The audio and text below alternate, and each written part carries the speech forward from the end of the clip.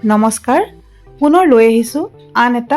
recipe কলা কচুত বাদাম দি ৰাতিৰ সাজ খাম বুলি আজি কলা কচুখিনি কাটি লৈ এনেদৰে কুকাৰত বইল হ'বলৈ দিলোঁ বইল কচুখিনি মিক্সি জাৰ এটাত দি পিচিবলৈ দিলোঁ আনফালে কেইটামান কেঁচা বাদাম ৰোষ্ট কৰিবলৈ ল'লোঁ ৰোষ্টেড বাদাম কেইটাৰ বাকলি গুচাই ল'লোঁ আনফালে কেঁচা পিঁয়াজ আৰু জলকীয়াও কাটি ল'লোঁ এতিয়া কেৰাহীখন পাতি দি তাত অকণমান মিঠাতেল দি দুটা শুকান জলকীয়া দিলোঁ কাটি থোৱা পিঁয়াজ আৰু জলকীয়া ভাজিবলৈ ল'লোঁ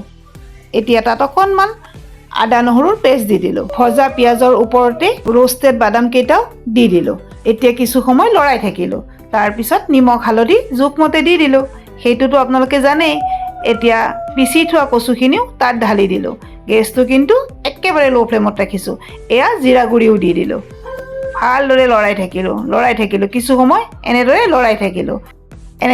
লৰাই পানীটো শুকাবলৈ দিলোঁ কিছু সময় লাগিব পানী থাকিলে কিন্তু ডিঙিত খজুৱাব সেয়েহে ভালদৰে লৰাই থাকিলোঁ আৰু কিছু সময় এনেদৰে থাকিবলৈ দিলোঁ এতিয়া তেতেলী টেঙা তিয়াই থৈছিলোঁ আৰু সেই তেতেলী টেঙাৰ পানীখিনিৰ সৈতে দি দিলোঁ অৱশ্যে গুটিকেইটা এৰাই দিব পাৰিলোঁহেঁতেন কিন্তু দিয়া নহ'ল গুটিকেইটা থাকিলেও পিছত এৰুৱাই দিব পৰা যাব আপোনালোকে ইচ্ছা কৰিলে গুটিকেইটা এৰুৱাইও দিব পাৰে কচুৰ তৰকাৰীতটো টেঙা লাগিবই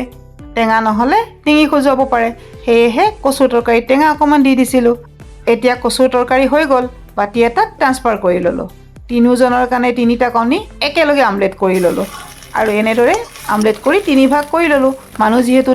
তিনিজনৰ কাৰণে তিনি ভাগ কৰি ভাতৰ থালখন ৰেডি কৰি ল'লোঁ